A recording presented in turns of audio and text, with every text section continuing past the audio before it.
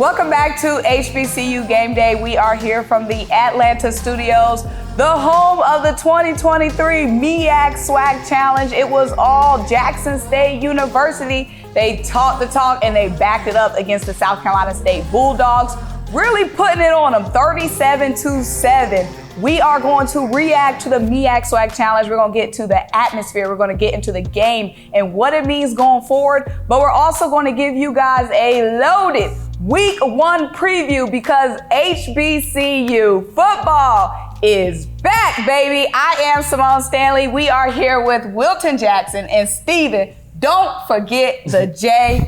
Gaither. Guys, how y'all feeling? Feeling good. Glad to be here.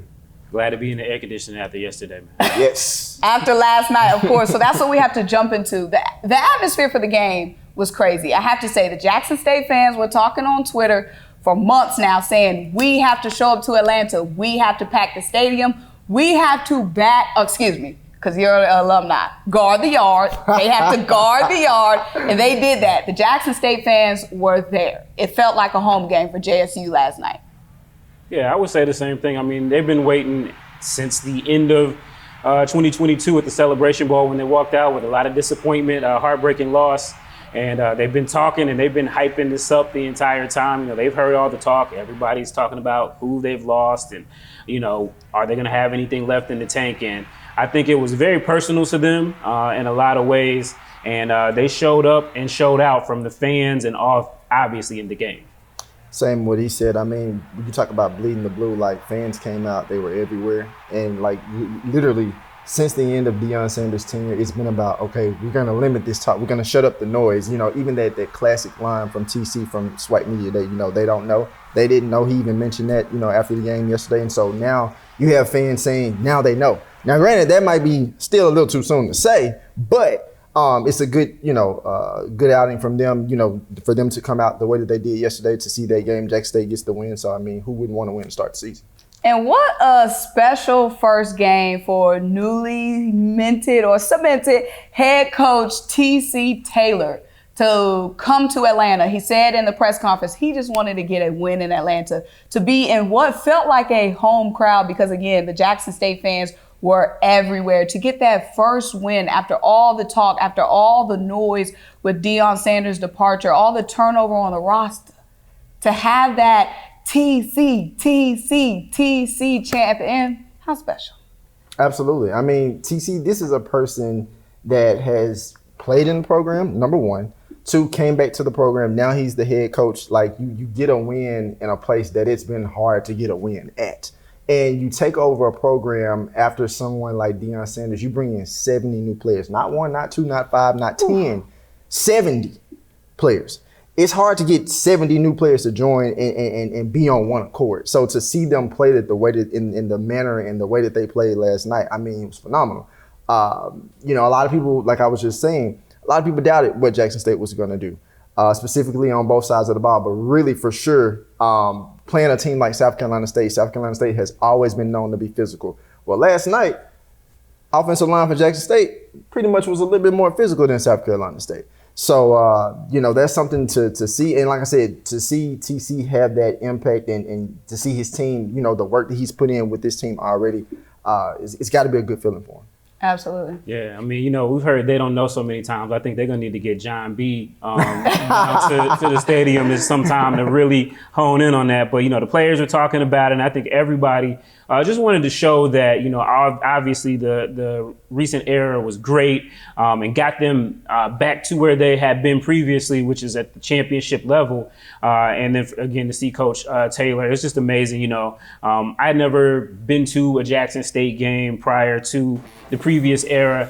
And, you know, really being there last night, it was just as energized, if not more, because I think now, you know, they've got this kind of me against us against the world mentality the last couple of years, and they really got it now since, you know, all of the talk has been about the previous coach. And then, you know, TC, you know, he got a chance to soak it all in. We were there when when we were waiting for the Gatorade bath. You know, Gatorade baths have gotten a lot busier now. It used to be only just us there and a couple other people, but it was a great time for sure. And it was a statement win for a program that needed it and was looking for it on national television on ABC. So we had the HBCU Game Day 2023. I'm him football belt out last night and handed that belt out. The players loved it. Okay, first of all, you saw it, Steve. Like the players, like, can I get a picture? Can I get this? So top performers each week when HBCU Game Day is on the road covering games, we will be putting the belt on some top performers from the game, and we got to put the belt on a couple of Jackson State Tigers last night. And like you said, Steve, a lot of things that they were repeating was, they know now, they know now, they know now. The media, some other opposing fan bases doubted, and some could say hated on all the turnover and change that Jackson State had. But just talking to the players on the field last night, it sounded like there was never any doubt in their mind that they weren't going to come out on the field and do what they did last night. So they always say culture does not leave a program, and it really showed that. They have that hunger. They have not lost a game, since 2021? So they're still the team to beat. So before we get into the X's and O's, we got to get into a big celebrity and a big chunk of change that was handed out on the sideline. Diddy was there. He made his pledge, and, it was a couple of conversations created after that, Steve. Yeah, you think back a year or so ago, Deion Sanders was still the head coach at Jackson State, and, Diddy's at the BET Awards, and he just blurts out that he's going to be giving some money to Jackson State and Deion Sanders. Then Deion Sanders leaves, and everybody's kind of like, what's going on? Early in the summer, we saw he was following through on it, and we knew he would be there. So it was just great and he was actually there, and I talk about how hot it was. This man, I'm going to show you, I mean, that's a star. He had, I'm over here sweating, drenched, and I got on a t-shirt and shorts. He's in a full jean jacket, leather sleeves, leather sleeves, just as cool as he want to be, and just a cool Scorpio, but everybody was there, and everybody was excited that he was there, and he just didn't just do his wave or whatever. He went in and really was with the fans. Right. People were like, hey, Deion, did he come take a photo with us? And they're like, and he's like, yeah, I'm gonna come up there. So he was real touchable, and obviously he delivered that check. And there was a little bit of mouth that came after that. Steve, you just dropped the article, HBCUGameday.com. I know you guys see us on the videos, y'all see us on YouTube, but we do exist online. This article's being dropped every day on HBCUGameday.com. So if you want the latest news, make sure you have the app. Steve, tell them about the hot tea that dropped. So, obviously everybody saw Diddy was out there. He presented the check. It was a beautiful thing. It was on ABC, so there's no secret. So Deandra Sanders, who is the oldest daughter of Deion Sanders, she, wrote a comment and shared a post and said, are y'all still mad at my daddy now, Jackson? So, it's Wilson, you're a Tiger. Are you still mad? I'm not mad. I was never mad. I understand exactly what he was trying to do. Now, granted, as other fans look at it from the standpoint of, well, he didn't stay the entire time. It's like, at the end of the day, he did what he had to do for him. I also had faith in the fact that TC would be a good coach. Now, do I know how many games TC is going to win? I don't know, but I do know I have faith in him to lead this program based off the fact that he's been a part of this program. He knows what good coaching looks like, and I just had faith in him. Okay, I didn't mean to put you on the spot, but that was an excellent answer. Good. Guarding DR, Put me on the spot. Yes, Deandra Sanders makes sure they get a lot of work guarding the yard, because those fingers are going. So she had to apologize earlier in the year for the comments some of the comments that she made. We'll see how this goes, but always something going on there. Let's jump into the X's and O's, the meat and potatoes of the game, because we love what goes on the sideline and halftime, but it's all about football, baby. So let's get into it. The biggest question that surrounded the Jackson State Tigers is, who is the quarterback? Absolutely. Well, his name is Jason Brown. He wears number 4. He got an arm. He got legs. He's mobile. 361 yards through the air in his Jackson State debut, his HBCU debut. He was averaging over 10 yards per attempt. He had 3 touchdown passes in the game. Talk about it. Simone, you can't ask for a better start than that as a quarterback in your first HBCU game. Jason Brown, you're talking about a guy who, didn't necessarily have, the best start coming into the spring, but when he stepped on the field on Saturday, you saw confidence there. And I think a lot of it had to do with the fact that he didn't have to do as much, meaning like they made the game simple for him, right? You know, the first pass of the game, if I'm not mistaken, was a screen pass to the flat, right? So he was able to kind of get some rhythm early on. And then the biggest thing that helps him in that particular game too, you talk about a powerful running game. He's a big boy. Irv Mulligan, for those who don't know who Irv Mulligan is, I'm sure they now know. And to be honest, if you're Jason Brown, you're thinking like, this is my best friend. Because for a quarterback, essentially, who's going to be managing the game starting out for Jackson State as he continues to feel his way out, you have a running back like Irv Mulligan. You have a running back in J.D. Martin who is going to take a little bit of that pressure off of you so that you will see certain situations, which you just alluded to, his 3 touchdowns. You're able to get those longer passes on touchdowns when you're able to run the ball 5, 6, 7 yards a pop. And you get those short passes in space and allow those receivers to make plays down the field. So if you're Jason Brown, granted, you still have work to improve on, but at the same time, like, a win is a win, and to get a record and a MEAC-SWAC challenge, and like TC said, win in Atlanta, I mean, you can't beat that. 361 yards in your debut is crazy. That's crazy. Yeah, you know, you're talking about the stats and everything, and I'm pulling up the HBCU Gameday app that's got all the stats in here, man. I'm looking. We got 1, 2, 3, 4, 5, 6, 7, 8 M's receivers in my bank account. We getting there, but you know, you got a lot of guys that caught the ball, and I think too, one of the things, the 2 tight ends, DJ Stevens, who's who was the only all SWAC player from last year's team.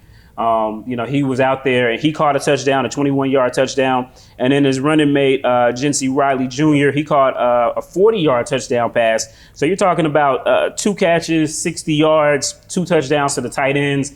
It's just a varied offensive attack that we got from them. You know, a lot of times it was very pass heavy. A little bit more balanced last year with Sivion Wilkerson, but you know, the run game and the pass game worked really much in sync, and everybody spread the ball around. I don't know that you could have asked for a better start for Jackson State. Conversely, on the other side, Hold on now. I'm sorry, don't let me run Go over. with the flow. We gonna get it too. It's 2 sides to the ball now. It wasn't just Jason Brown. It wasn't just Irv. Okay. That defense did a number last night too. Because let's be clear, South Carolina State got on the board, y'all, but barely. Because when South Carolina State scored, it was about 38 seconds left in the game. Most of the Jackson State players was focused on dumping that Powerade on TC, and South Carolina State was able to sneak into the end zone and avoid that goose egg. Right. Let's talk about the defense, because usually when there's a new team, a new coach, usually the defense takes a minute to gel and come together. It's a lot of communication that has to happen on defense, especially in the secondary. Usually the offense comes along a little bit faster because you do have the run game. Talk about the defense, the way it carried over from last year to this year so seamlessly. I think that, you know, from the latter part of last season and coming to this season, I don't think there were a lot of major concerns on what Jackson State's defense was going to look like. Even with the players that TC and his coaching staff brought into the program, the defense was pretty much going to stay very similar, not necessarily exactly the same, but similar to what we saw last year. But I can just truly say Corey Fields, he was probably in hell last night. Like the amount of pressure that he saw in that game, and granted, in the press conference, he said it was a lot of plays that he lacked in terms of execution on his part. Well, a lot of that comes from the defense doing their job. And Jackson State's defense was in the right place at the right times in most cases throughout that game. They got pressure on them in front, from the sides. Defensive backs did their job as well. So, I mean, you couldn't ask for a better performance. Like, I remember, like, halftime, I think South Carolina State only had, like, 50 yards of total offense. I mean, this is South Carolina State. This is the same team in 2021. Let's not forget Shaq Davis did a number on Jackson State. And a dance. But he's in New Orleans now, baby. You know. What you're saying. Yeah, he is, you know. I know you don't like the Saints like that. You know, don't be bothering me. So, as Steve alluded to, you know, in every game, there's one side that's whooping and cheering and doing their chants. You know, it's one sideline, they hyped up, wearing chains. One coach that's getting the Gatorade bath. And then there's the other side. Fans quiet, leaving. In the third quarter, you know, heads hung. And there's Buddy Pugh, legendary South Carolina State, legendary HBCU football coach, darn near legendary college football coach, Buddy Pugh, who announced earlier in the year, announced last week, HBCU Gameday at Breaking News, that this was his last season coaching. He's been with South Carolina State as their head coach since 2002. Let's talk about the Bulldogs because they wasn't barking last night. Their fans came into the game very confident that they were just going to smack them around like they did a couple years ago. This is just, I heard a lot that, the SWAC can't deal with this physical MEAC style, and they just thought that they were going to be a South Carolina State that, we've all grown to know. But that was not the case. That was not the South Carolina State that we saw last night. Their offense has been spotty, even with a guy like Shaq Davis, who is really who's an NFL caliber receiver. Passing wise, it's been kind of there, but at least they can run the ball mostly, and their defense is there. But they just didn't have it from start to finish. And I don't really know that Jackson State's defense was really challenged that much. It looked too easy for them in a lot of ways. So tough night for them. At the end of the night, Buddy Pugh walks out and somebody says, "Hey, we'll see you back in Atlanta at the end of in December." And Buddy Pugh was like, whatever your insert your cringe mean, because it was a rough start. So, Wilson, what you got? I think with looking at South Carolina State, kind of alluding to what Steve said, but then also going back to some of the comments Pugh said in the post-game press conference. You have two new coordinators. And so things aren't necessarily, as he said, fully gelled out, planned out. I will say this, it kind of surprised me when he said, the outcome of the game was not surprising to him. I mean, you're talking about a legendary coach like Buddy Pugh, you thinking to himself, you thinking like, okay, well, he's got his guys prepared. Like, this is going to be a game where it's going to be competitive. Like most of us thought that this game was going to be close.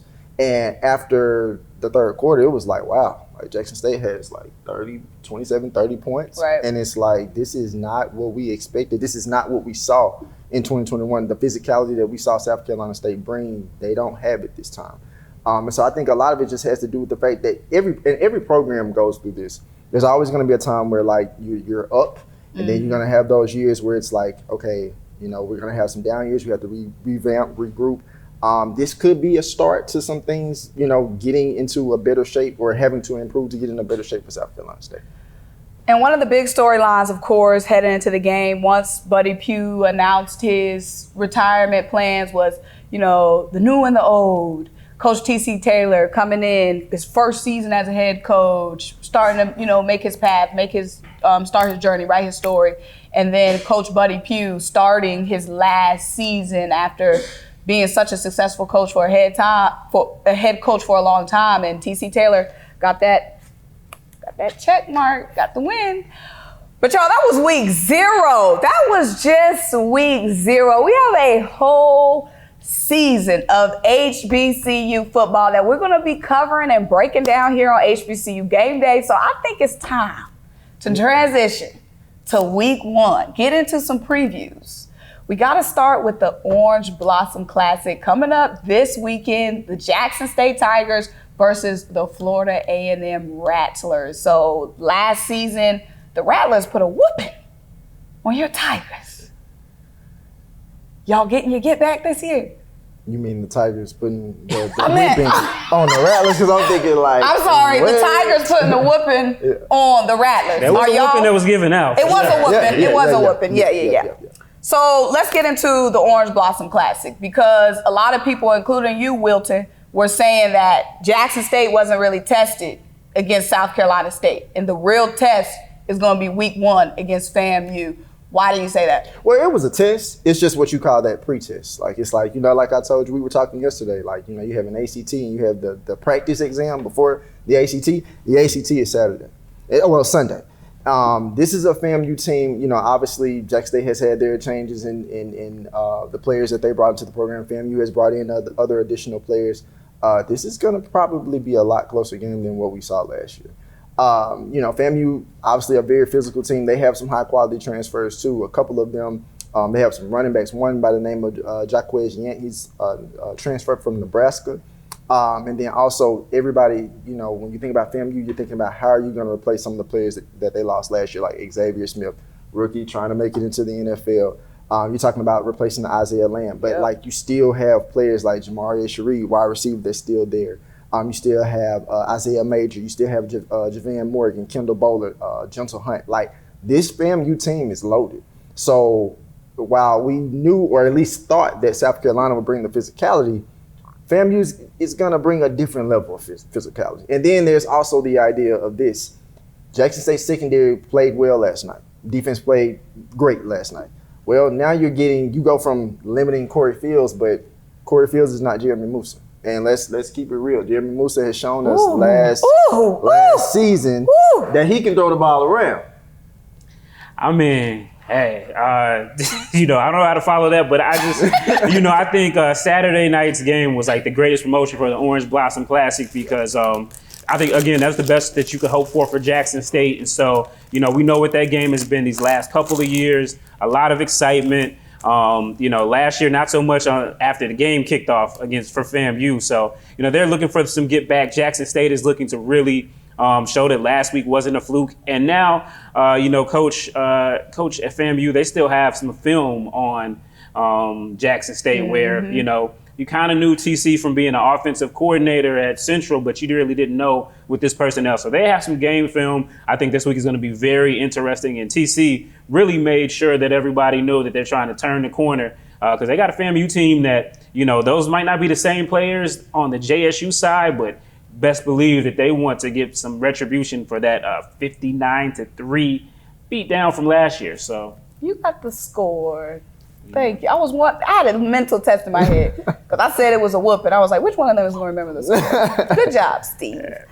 So let's make our predictions, okay? So launching soon on HBCU Gameday, neck pillows. First of all, you catching these flights, you going on the road to see your team play. You might be going to Miami to see the Orange Blossom Classic. So we have these neck pillows, FAMU. We got the Tigers, you know what I'm saying? We're going to see if Wilton is a biased fan or if he's a non-biased fan really soon. But let's break these out the plastic, get these pillows, and get these predictions going. So obviously, who you picking, throw that neck pillow on, you know what I'm saying? Steve. Let's start with Steve because we have a Tiger. You're the most interesting pick because you're a Tiger. Yeah. Steve. Whew. You know what?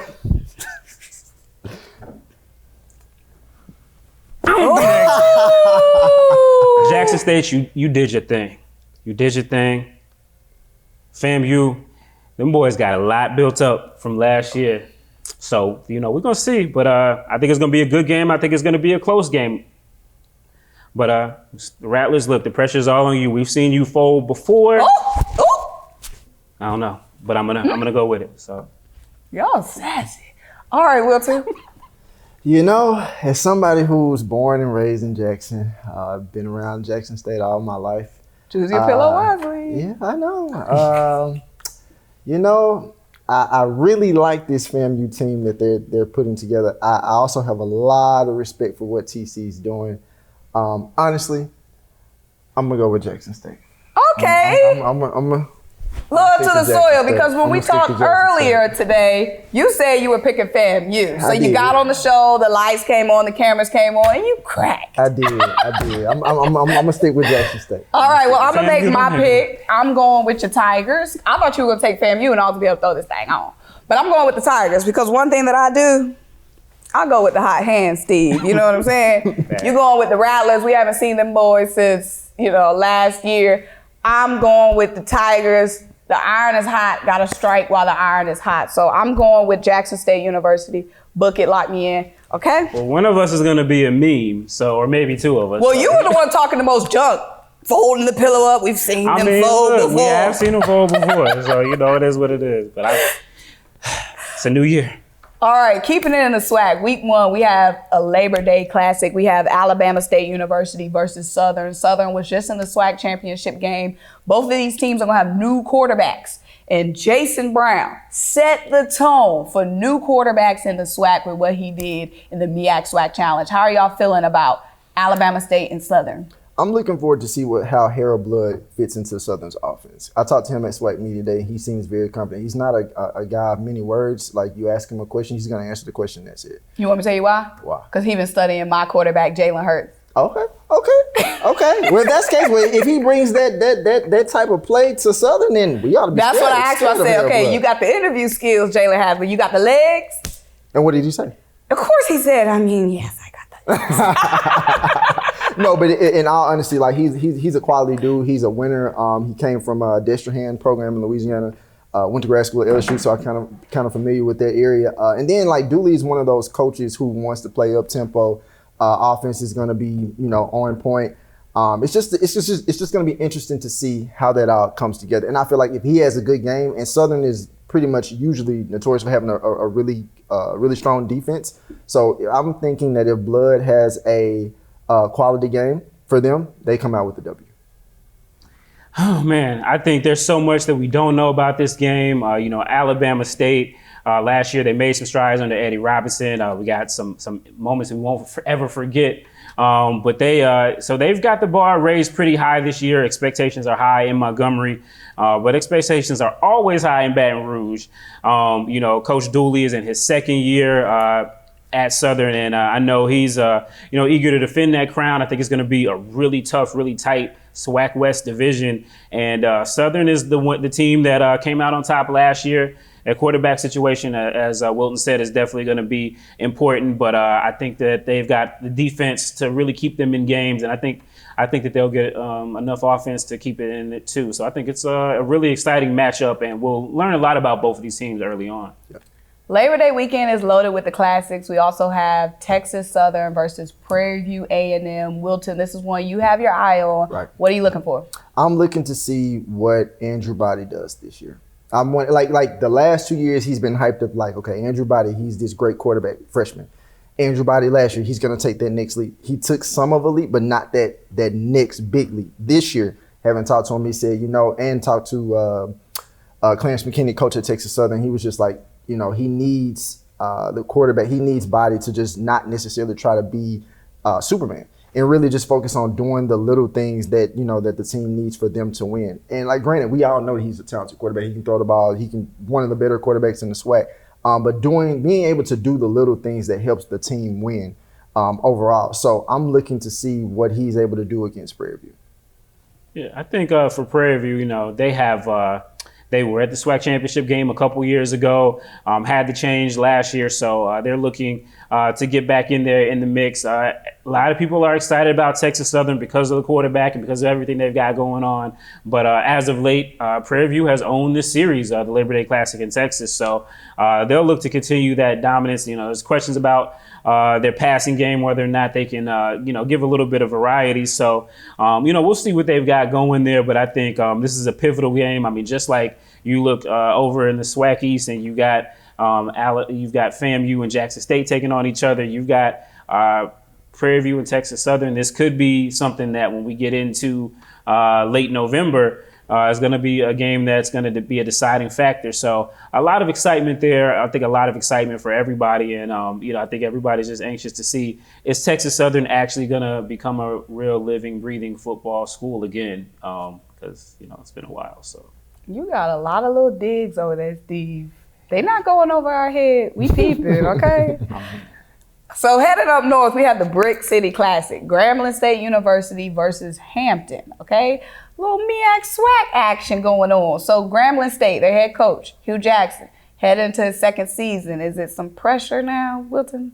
I think that it's some pressure on him to win more games. So if you know anything about Grambling fans, they expect to win. I mean, obviously with the tradition, the heritage that comes from this type of program, you are expected to win. I do think that obviously while he's the coach, it's still going to come back to the players. So they have to make the plays on the field. I definitely think that he needs to have more wins this season in comparison to last season. And that's pretty much my stance on that. Yeah, I think this is an exciting game for the folks up north, in New Jersey. You got Delaware State there, but they haven't really been good. So they get a chance to get some HBCU football. Some SWAC folks up north will get a chance to root for a SWAC school. I think it's a lot of excitement around this game. And obviously, you got talk about blue blood HBCU programs. You talk about these guys, but Grambling is right up there as well. And they've fallen on hard times as of late. And so, Hugh Jackson, the pressure's on. He's coached at the highest level. There was some criticisms of him there. There's been some criticisms of him at Grambling. Bruce Eugene, legendary player there. He had some criticisms. Everybody's a critic until you win. So we'll see what they can do with Miles Crawley at quarterback. But I think they're excited. And for Hampton, they're kind of over there in the Coastal Athletic Association, where we don't always get to see a lot of them, but they've competed pretty well against HBCU teams in recent years. So we'll look and see what they've got going life after Jadakiss. So you're right. CAA. They're still working it out. SWAC challenge, we'll call it. Okay. Now let's talk about your team, because you've been talking a lot of stuff about these other teams, Steve. So you are a hot seat now. Wilton kept it real for the most part about his Tigers. I tried. Let's see how you do about the Rams. So we have Winston-Salem State University taking on the national champions, HBCU champs, North Carolina Central University. Steve, is this y'all competing? Y'all just dressing? What's going on with y'all? Look, man, Winston-Salem State football has a proud history. Right now, history is all we got on the football field. The last couple of seasons have been atrocious. They've, been things that we haven't seen in quite a while. Fayetteville State has run the CIAA South, and those words that doesn't really even make sense. But here we are.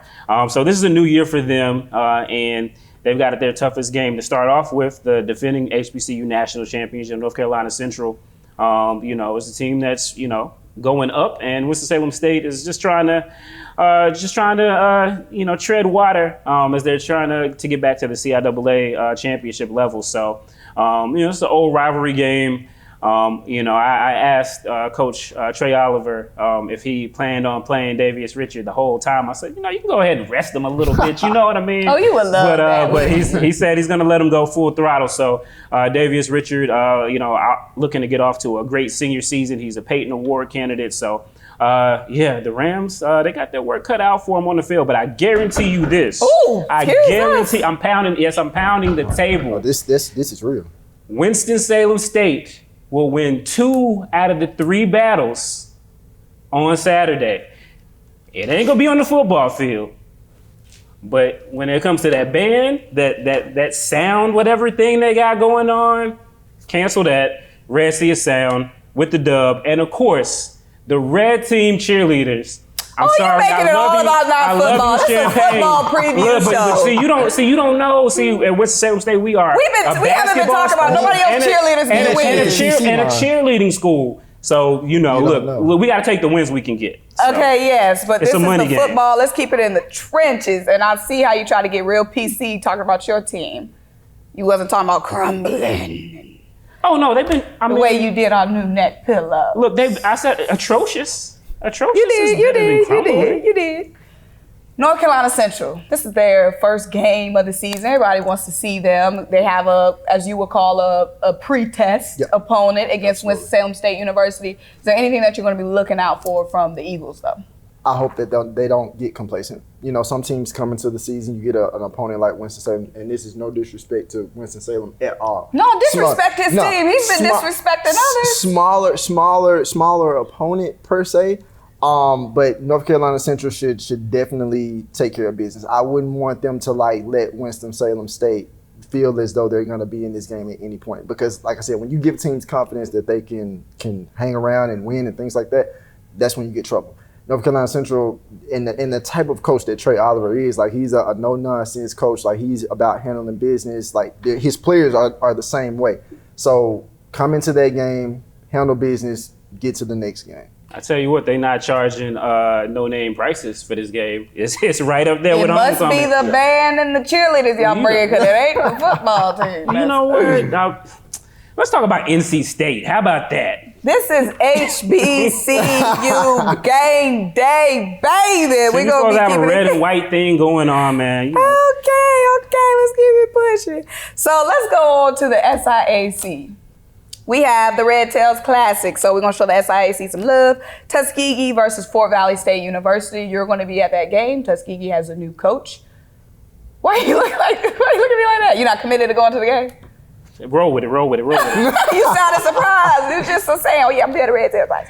So what are you looking out for in that game? I think both teams are definitely looking to be in the SIAC championship game. You know, last year, Tuskegee made it. They were 9-2 in their last season under Reginald Ruffin, who's now their AD. So, you know, they are excited. They've got their head coach, Aaron James, who, like TC Taylor, like a Trey Oliver, is an alumnus of the school who, you know, was a legend and one of the winningest quarterbacks in HBCU history. So he's going to be kicking off his era, and they're going to be taking on a Fort Valley State team that won 8 games last year. So between these two teams, man, they won 8 and 9 games, and that included, you know, the regular season matchup between them. So there's also no divisions in the SIAC this year. So both teams know that, you know, they really want to win to come out and establish dominance, but even if they lose, they can still be in that race. So I think it's going to be a lot of excitement around this game. You know, the SIAC, their commissioner talked a lot at the SIAC Media Day as far as, you know, just really want to make sure that they can compete nationally from the playoffs. So I think a good showing by 2 of their better teams really starts them off on that. And so there's a lot of excitement for what's going to be going down on that field. All right, and now we're going to be talking about the halftime competitions, the pregame and 5th quarter competitions, because this year is the launch of the first ever National Band Championship. So you guys like to debate on Twitter and Instagram amongst your friends who got the best band. But now there'll be an actual decider. Steve, let them know how that's going to work for the people that might be a little confused. Yeah, so it's not a battle of the bands like we normally know, which is everybody just kind of shows up and everybody says, oh yeah, we were the best, we won. No, this is actually a year-long thing. So I talked to John Grant, who is over ESPN events and their HBCU coverage, and this national championship as well. So what's going to happen is once a month, your team will be graded by some nonpartisan graders. I believe the Division II bands are going to be graded by Division I, and D1 is going to do D2. Once a month, they'll be graded, and it's going to be on a scale score. So it's like, imagine gymnastics, right? You get a 0 to 10. So everybody is going to be judged on their own. There won't be any head-to-head contest, but those scores will happen every month. They'll be added up. And then you got September, October, November. And then we've got the top 2 D2 bands and the top 2 D1 bands will meet in Atlanta. Again, they will be scored against themselves, and there will be winners crowned for both Division I and Division II. So a lot of excitement around it. I know a lot of folks were kind of wondering, you know, should, you know, the schools that aren't in the HBCU conference be, you know, they don't want to be, you know, going up against, you know, Flight of the Bumblebee. Simone, you know a lot about that. Oh, you know, wow. They want to make sure. I thought they want to make sure that this is something. They want to make sure that this is. When was the last time y'all won a conference championship? Okay. Anyway, yeah, it's about the bands though, so it's going to be exciting. You see how they get towards the end of the show? I see. Wilton. I see. It's spicy up here, man. I mean, look, that's why you had to sit in the middle. Some water. Right, that's why you had to sit in the middle. Okay. It's time to wrap this thing up before we know it get any hotter in here. But I guess you're rocking with the Red Sea this season, the HBCU season. On the Red D2 Sea. side, yeah, I like the Red Sea and VSU. Those are my 2. I don't know how you have 2 teams when you went to Well, one there's school, going to be but 2 of them there. So those are my predictions. Bands-wise or teams? Band. Who's your band? I'm going to go with the Sonny Boom of the South. Absolutely, of course, as you should. I'm gonna go with the Clark Atlanta team and also Morehouse since I'm at ATL. She definitely went to a Pete. Well, I am covering Clark and Morehouse heavily in Atlanta, Steve. And like I said, it's time to wrap this thing up. This is HBCU Game Day. That is your Week 0 MEAC-SWAC Challenge breakdown and also the Week 1 preview. Make sure you guys are subscribed. Have your notification bells on, and make sure you are following us on the website for all of the content. Also, download the app, HBCU Gameday, to get breaking news right to your phone when it happens, because I know y'all like to know the news first. I am Simone Stanley. He is Stephen Gaither. I'm dropping the J because you were disrespectful. And Wilton Jackson.